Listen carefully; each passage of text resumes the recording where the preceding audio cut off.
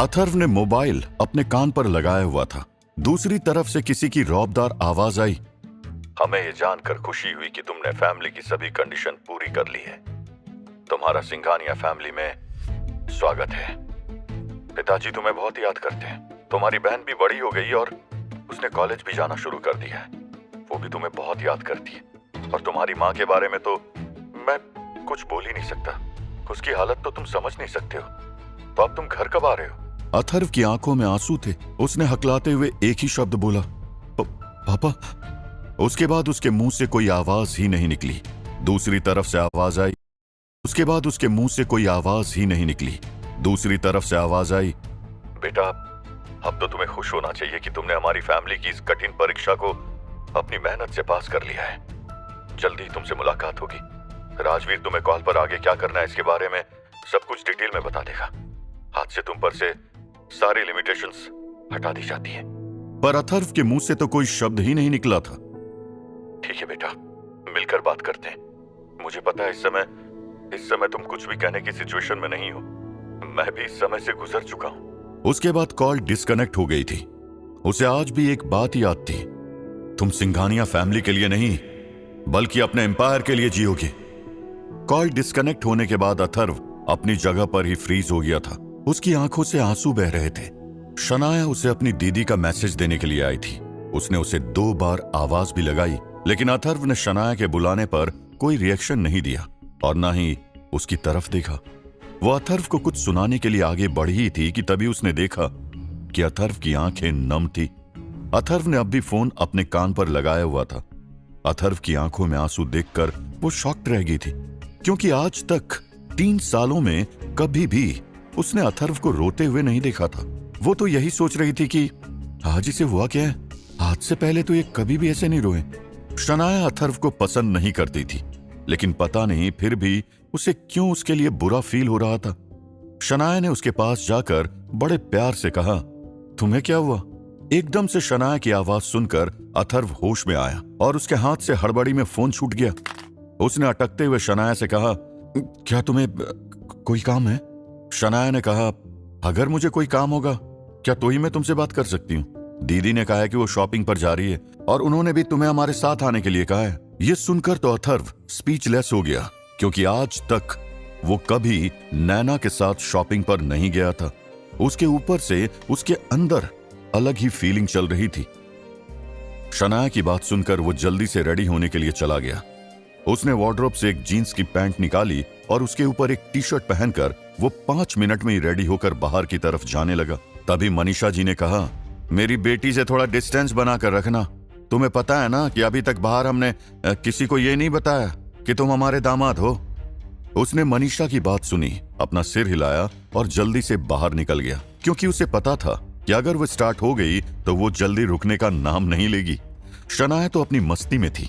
वो सोच रही थी कि अभी अथर्व थोड़ा टाइम लगाएगा। उसके दिमाग में ये भी चल रहा था कि आखिर अथर्व रो क्यों रहा था। उसे कुछ समझ नहीं आ रहा था, पर उसे इतना तो पता चल ही गया कि जरूर कोई बात है। पर वो ये बात अथर्व से कैसे पूछे? उसने अपने आप से कहा, मुझे आखिर उसके रोने से क्यों फर्क पड़ रहा है? छोड़ो उसकी बात। हाँ, एक बार ये बात दीदी को जरूर बता दूंगी। जैसे ही शनाया बाहर पहुंची, इतनी देर में ही उसे अथर्व आते हुए दिख गया। उसने कहा, ये बेवकूफ इतनी जल्दी कैसे आ गया? मैं तो सोच रही थी कि आज इसे दीदी से डांट पड़ेगी। शनाया जल्दी से दौड़कर आई और कार में पीछे बैठ गई।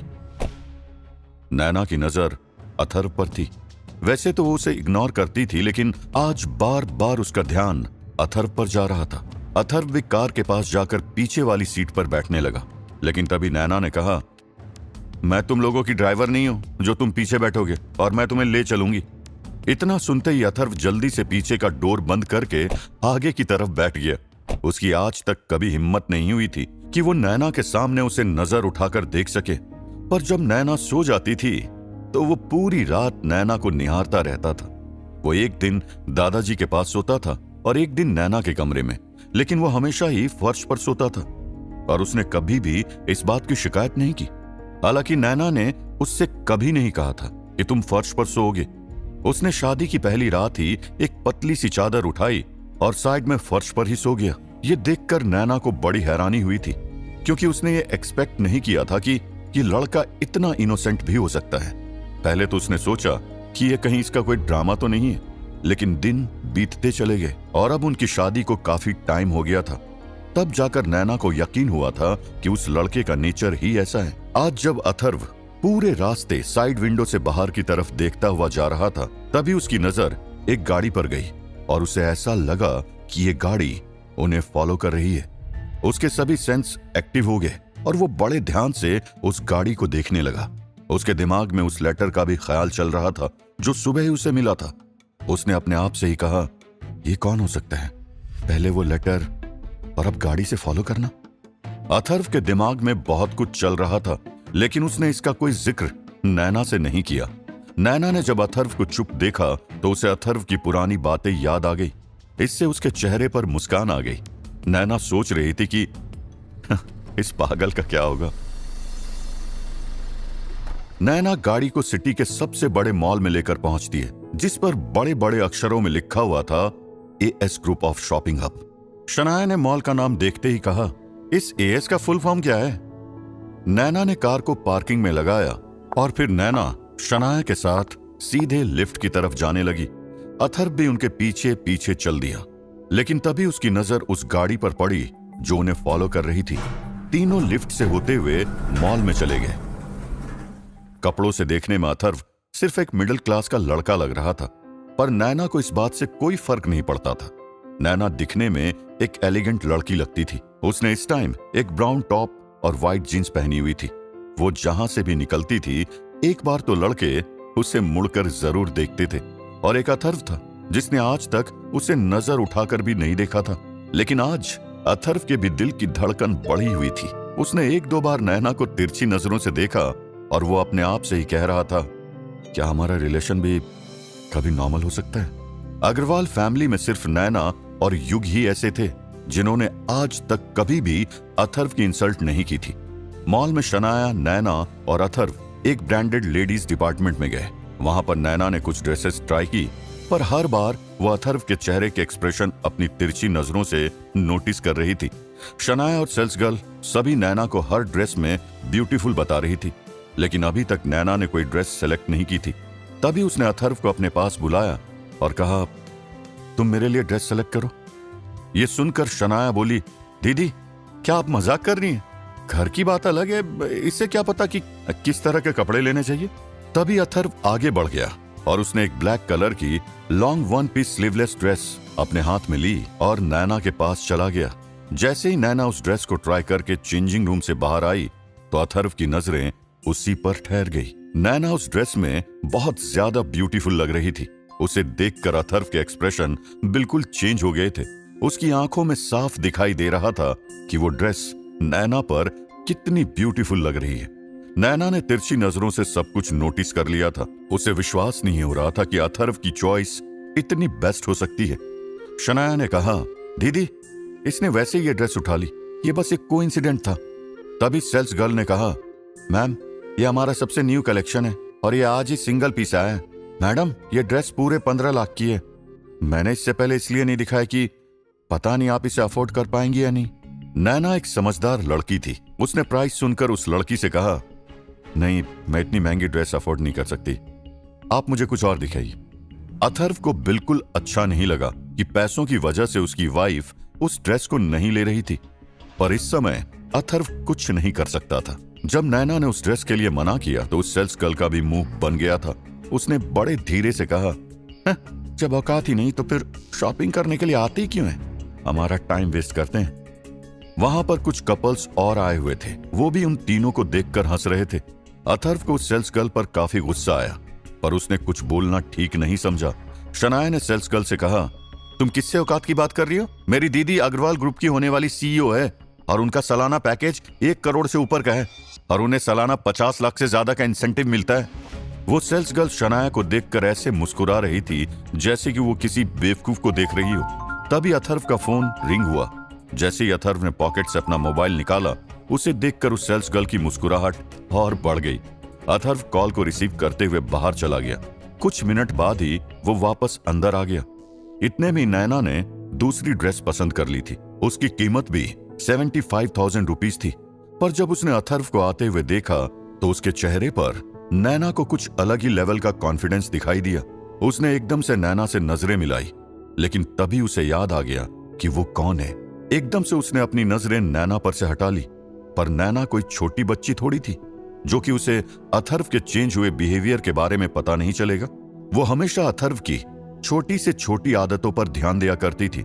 बेशक ये बात अथर्व को नहीं पता थी। नैना ने शनाया से कहा, तुम्हें भी कुछ पसंद करना है तो यहां से ले सकती हो। शनाया ने कहा, दीदी मैं आपकी तरह नहीं हूं, मुझे इस मॉल से कुछ नहीं लेना जिसकी सेल्स गर्ल को इतनी तमीज नहीं है कि कस्टमर से कैसे बात करते हैं। तभी वहां पर एक हैंडसम आदमी आया। शनाया तो उस आदमी को देखते ही रह गई, लेकिन सेल्स गर्ल उस आदमी को देखकर डर गई थी, क्योंकि अभी तो उसने उन कस्टमर से बदतमीजी की थी जिनकी तरफ वो हैंडसम आदमी आ रहा था।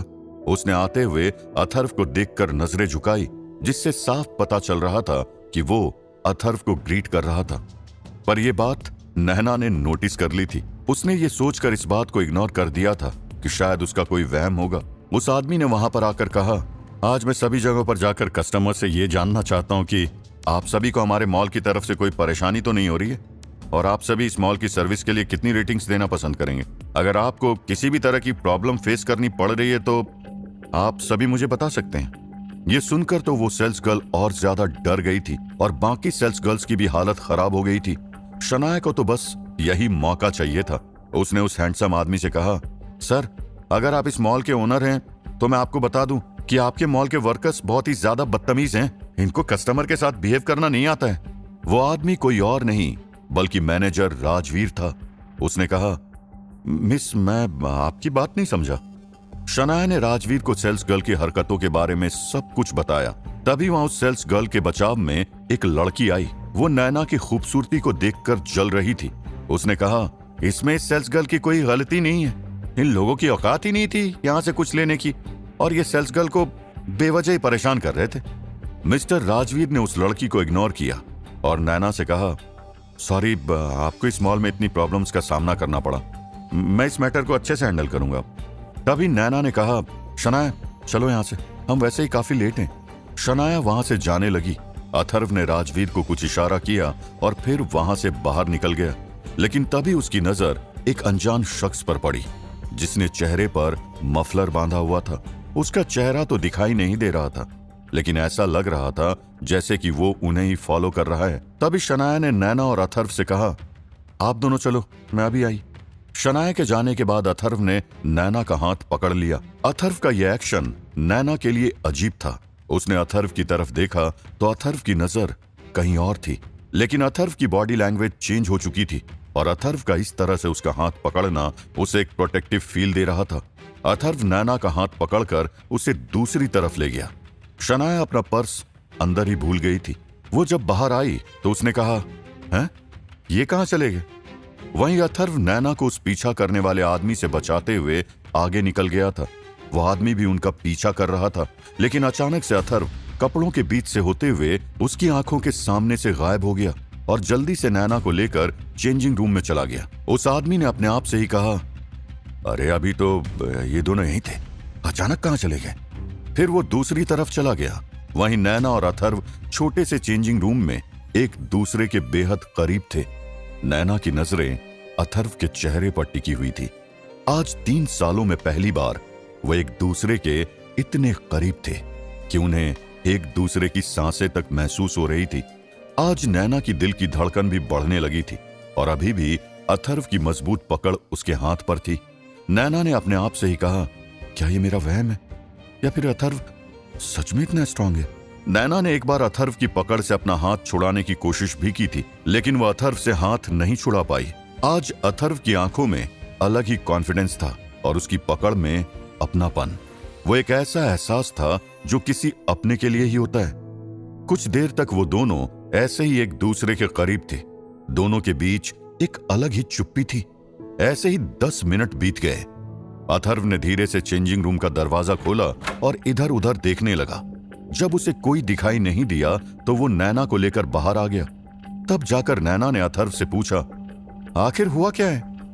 तभी अथर्व ने कहा, कोई है जो हमारा पीछा कर रहे हैं। ये सुनकर नैना को भी हैरानी हुई।